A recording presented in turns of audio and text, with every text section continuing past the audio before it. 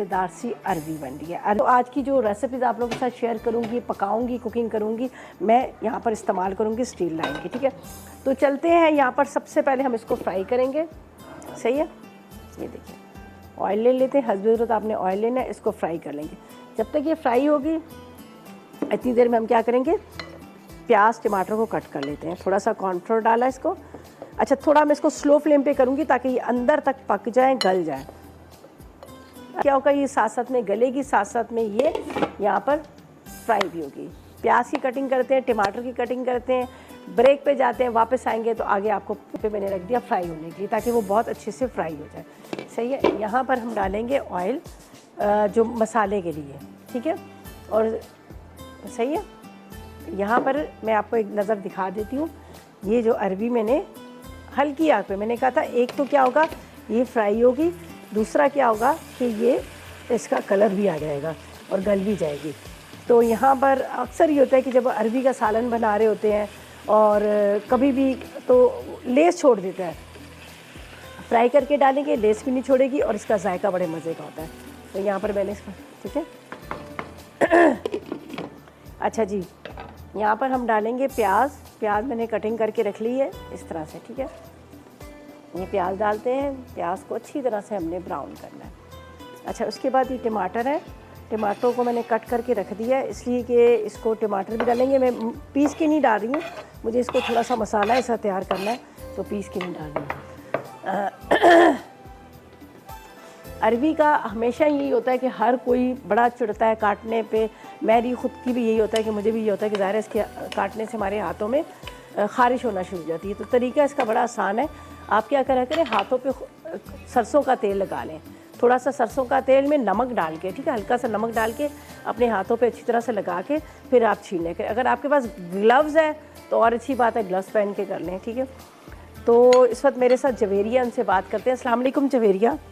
जी वालेकुम सलाम, कैसी हैं डेटा बाजी आप? मैं बिल्कुल ठीक, आप बताएं आपका क्या हाल है, आप कैसी हो? जी जी अल्हम्दुलिल्लाह अल्हम्दुलिल्लाह। मैं कह रही हूँ कि रमज़ान के सीज़न की वजह से आप है ना वो केरी का जो शरबत होता है, इस तरह के आलू बुखारे की शरबत है, इस तरह के आप शरबत सिखा दीजिए। चलें, इंशाल्लाह बिल्कुल सिखा देंगे, ठीक है।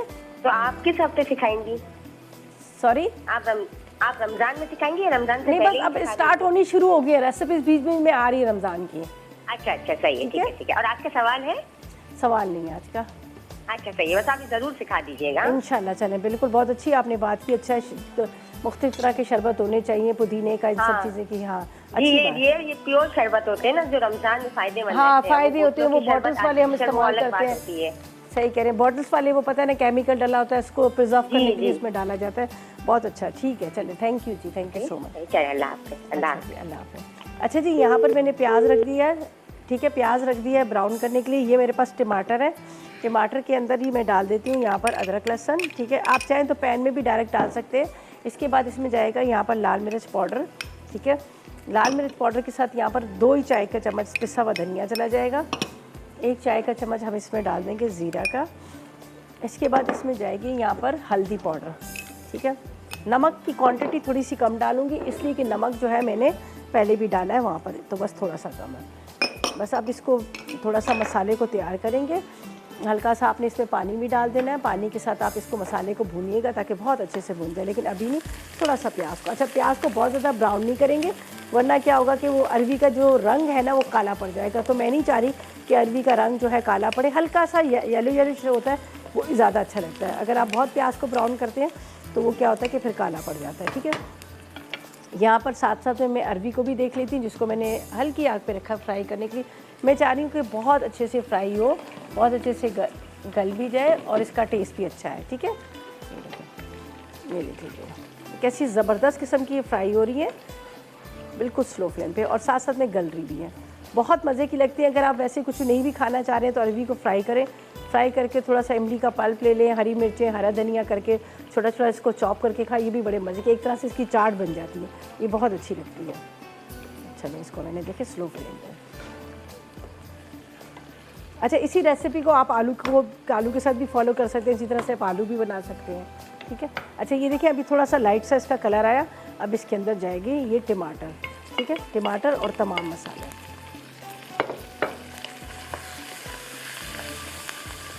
थोड़ा सा बस इसको भून के अरवी डाल के हम इसको ढक के रख देंगे ताकि आराम से अरवी इस मसाले के साथ पके और इसका जो मतलब मसाला है वो अरवी के अंदर अच्छी तरह से एब्जॉर्ब हो जाए। तो थोड़ा सा मैं इसको अभी इस तरह से इसके अंदर ही डाल दूँगी, बस ज़रा सा हल्का सा और चाह रही थी फ्राई हो जाए।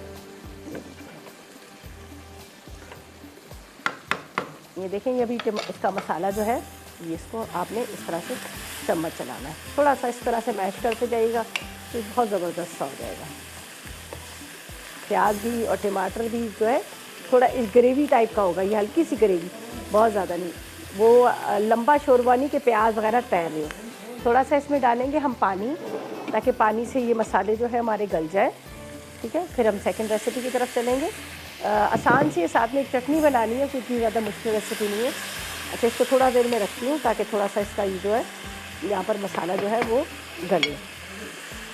लेमन जूस है मेरे पास जिसको मैंने अभी नहीं इस्तेमाल किया, ये बाद में डालेंगे। तो यहाँ पर अरबियों को भी थोड़ा सा फ्राई करते हैं, फिर मछली की तरफ आते हैं। मछली में सिर्फ मसाले लगाने और उसके बाद हम इसको फ्राई करेंगे। और चटनी पीसनी है, ज़्यादा इतनी मुश्किल वाली रेसिपी नहीं है, आसान सी रेसिपी है, ठीक है। ये देखें, चलिए कहे ही इतना कुछ बना देती हैं। Thank you so much. बहुत शुक्रिया, बहुत शुक्रिया। थैंक यू, अल्लाह हाफ़िज़। चलें जी, खुश रहें, थैंक यू सो मच। अच्छा जी, यहाँ पर मैंने इसमें डाल दिया है थोड़ा सा लेमन जूस, उसके साथ मैंने इसमें धनिया, हरी मिर्चें डाल दी। अब बस